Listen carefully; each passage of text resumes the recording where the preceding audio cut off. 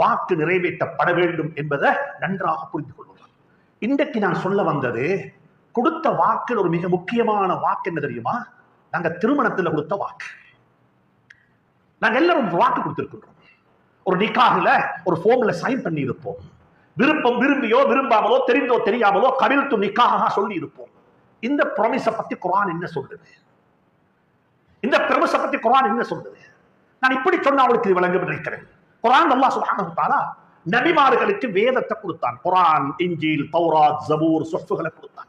இந்த எல்லாத்தையும் கொடுக்கும் பொழுதும் சும்மா கொடுக்க இல்ல, அல்லாஹ் ஒரு உடன்படிக்கை செஞ்சு கொண்டான், ஒரு எக்ரிமெண்ட் போட்டுக் கொண்டான். அல்லாஹ் சொல்லுகிறார் குர்ஆன்ல, நாங்கள் இதை கொடுக்கும் பொழுது வைத அஹதனா மினன் நபியீன மீசாகஹும் வ மின்க வ மின் நூஹின் வ இப்ராஹீம வ மூஸா வ ஈஸா வ அஹதனா மின்ஹும் மீசாகன் கதீலா. தௌராத்தை சும்மா கொடுக்க இல்ல, குர்ஆனை சும்மா கொடுக்க இல்ல. இதை கொடுக்கும் பொழுது அந்த நபிமார்களிடம் இருந்து ஒரு உடன்படிக்கை செஞ்சு கொண்டோம். ஒரு கடுமையான உடன்படிக்கை, ஒரு கடுமையான உடன்படிக்கை, திட்டவட்டமாக திடகாத்திரமான உடன்படிக்கை, ஒரு கெட்டியான உடன்படிக்கை. சுப்ஹானல்லாஹ் சொன்னாங்க, இதில் இருக்கிற எதையுமே மறைக்க கூடாது, இதில் எதையுமே ஆட் பண்ணக்கூடாது, இருக்கிறத இருக்கிறபடி அப்படியே எத்தி வைக்க வேண்டும் என்று சொல்லி அந்த நபிமார்களிடத்துல நாங்கள் ஒரு சத்திய பிரமாணம், ஒரு உடன்படிக்கை செய்து கொண்டுதான் இதை கொடுத்தோம் என்று அல்லாஹ் சொல்லுகிறார். இந்த மீசாக்கன் கலீலா என்ற வார்த்தைக்கு தானே இதே வார்த்தையைத்தான் அல்லாஹ் நிக்காஹிலையும் சொல்லுகிறார். நபிமார்களுக்கு வேதத்தை கொடுக்கும் பொழுது சொன்ன வார்த்தை மீசாக்கன் கலீலா. அல்லாஹ் சொல்லுகிறான், உங்களோட மாமா, உங்களோட வைஃப்ல கார்டியன், உங்களோட வைஃப் உங்களுக்கு தரக்குள்ள அவர் சொன்ன வார்த்தையும் நீங்க சொன்ன கவிழ்த்தும் இருக்கிறதே, இதுவும் மீசாக்கன் கலீலா. மீசாக்கன் கலீலா இது ஒரு கட்டியாடு. இதை பிரேக் பண்ண முடியாது, இதை பிரேக் பண்ண இயலாது. அப்ப பிரேக் பண்ண இயலாண்டாலும் மார்க்கம் சொல்லி இருக்குது, இதுல ஒரு போர்ஷனை மட்டும் உங்களுக்கு தேவைண்டா பிரேக் பண்ண இயலும், ஒரு போர்ஷனைத்தான். இதை கொஞ்சம் நல்லா புரிஞ்சு கொள்ளுங்க. கபில்து நிக்காஹா சொன்ன எக்ரிமெண்ட் இருக்குது, இந்த எக்ரிமெண்ட்டை யாருக்குமே பிரேக் பண்ண இயலாது. உங்களுக்கு பிரேக் பண்றதுக்கு அல்லாஹ் சுப்ஹானஹு வ தஆலா ஒரு போர்ஷன்ல மட்டும் ஒரு அனுமதி தந்திருக்கிறார். ஒரு அனுமதி, ஒரு போர்ஷன்ல, எல்லாத்திலையும் அல்ல. உங்களுக்கு என்ன பிரேக் பண்ணது தெரியுமா? உங்களோட வைஃப உங்களுக்கு வேணும்னா டிவோர்ஸ் பண்ண இயலும், வைஃப்ட குடும்பத்தை டிவோர்ஸ் பண்ணேலாம். அந்த ரிலேஷன்ஷிப்பால் உருவான புள்ளைய டிவோர்ஸ் பண்ணேலாம். ஹஸ்பண்டுக்கு வைஃப் இல்ல, வைஃபுக்கு ஹஸ்பண்ட் இல்ல, ஆனா இன்லாஸ் இருக்கிறாங்க. அப்படியே மருமகன் மருமகன் தான் மாமக்கு, மாமிக்கு மருமகள் மருமகள் தான், குழந்தைகளுக்கு தாயும் தந்தையும் இருப்பாங்க. எனக்கு சில விஷயங்கள் ஆச்சரியமாக இருக்கும். சில சகோதரர்கள் வாட்ஸ்அப்ல மெசேஜ் போடுவாங்க, காசாவில் உள்ள பிள்ளைகளுக்கு துவா செய்யுங்க சொல்லி. என்ன வாய் கூசுறு என்ன தெரியுமா? உங்களோட பிள்ளைக்கு யாரும் துவா செய்யறது கேட்கறதுக்கு. ஏன்னா அவரு பிள்ளைய டிவோர்ஸ் பண்ணி போட்டு பிள்ளைகள் எங்கேயோ அவர் எங்கேயோ, அந்த பிள்ளைகள் தக்கரிக்குது. இந்த பிள்ளைக்கு துவா கேட்கறதுக்கு யாரும் இல்ல. நான் ராசாவுக்கு துவா கேட்க வாரம்னு சொல்லவும் இல்லை. சொந்த ஓட்டுக்குள்ள அந்த புள்ள பண்ற பாடு, என் உண்மைங்க என் வாப்பங்க, ஒரு பேரண்ட்ஸ் மீட்டிங்க்கு போன அந்த புள்ளக்கு இருக்கிற மானபங்கம். அன்புக்குரிய நண்பர்களே, சகோதரர்களே, அல்லாஹ் குர்ஆன்ல இதை சொல்லி இருக்கின்றான். இன்னைக்கு இந்த நாட்டுல ஒரு பிராக்டிஸ் ஒன்று வந்திருக்குது. ரெண்டு நிக்காக ரெண்டாக செய்வாங்க. ஒன்று தனிய வீட்டுக்குள்ள 4 பேரை கூப்பிட்டு அவங்க என்ன செய்வாங்கன்னா இஸ்லாமிக் அக்து நிக்காக செஞ்சிடுவாங்க. அது ஒரு நிக்காக. அதுக்கு பிறகு லீகல் நிக்காக பள்ளியிலேயோ வேற இடத்திலேயோ கொஞ்சம் பெருசாக செஞ்சு கொள்றாங்க. இந்த பிராக்டிஸ பத்தி 2 வார்த்தை உங்களுக்கு சொல்லணும்.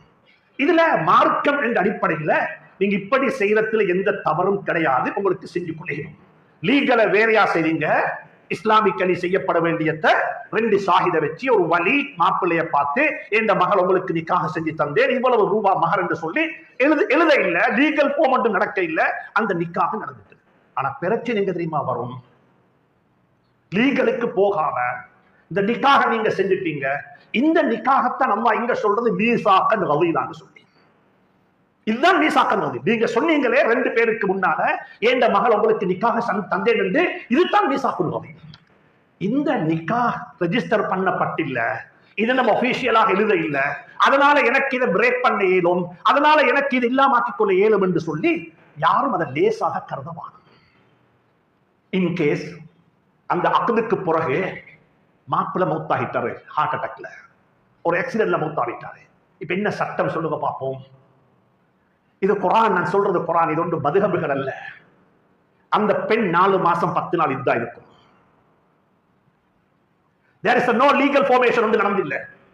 ஒன்று நடந்திருக்குது. கபில் துணிக்காக சொன்னாரு மாப்பிள்ள மௌத்தாவிட்டாரு. வாழவும் இல்ல, 2 பேரும் வாழவும் இல்ல. வார்த்தை தான் சொன்னாரு. மாப்பிள்ள மௌத்தான அந்த பெண் 4 மாசம் 10 நாள் இதா இருக்கும்.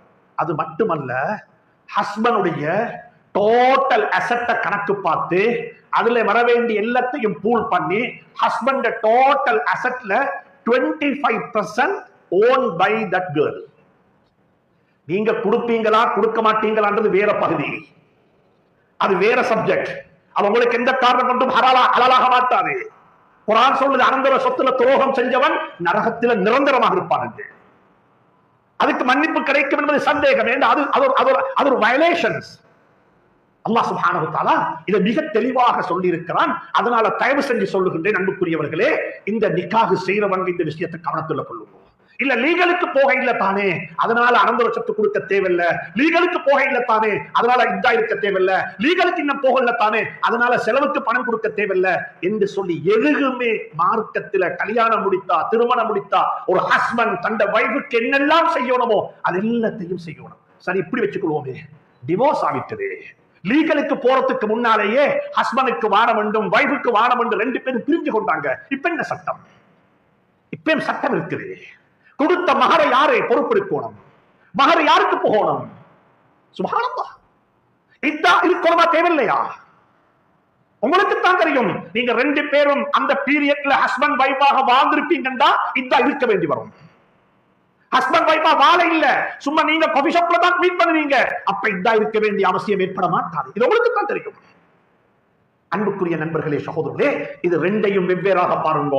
அது 2ம் வெவ்வேறு. ஒன்று லீகல் ஃபார்மாலிட்டிக்கு செய்யற ரெஜிஸ்ட்ரேஷன், அது ஸ்ரீலங்காவுடைய இலங்கை திருநாட்டுடைய சட்டம். அதனால தான் பௌத்த சகோதரர்கள் அவருடைய திருமணத்துல கூட இலங்கை திருநாட்டுடைய கொடியை பறக்க விடுவாங்க. ஏண்டா இது நாட்டு சட்டத்துல தான் எனக்கு வைஃப் ஆகிறா.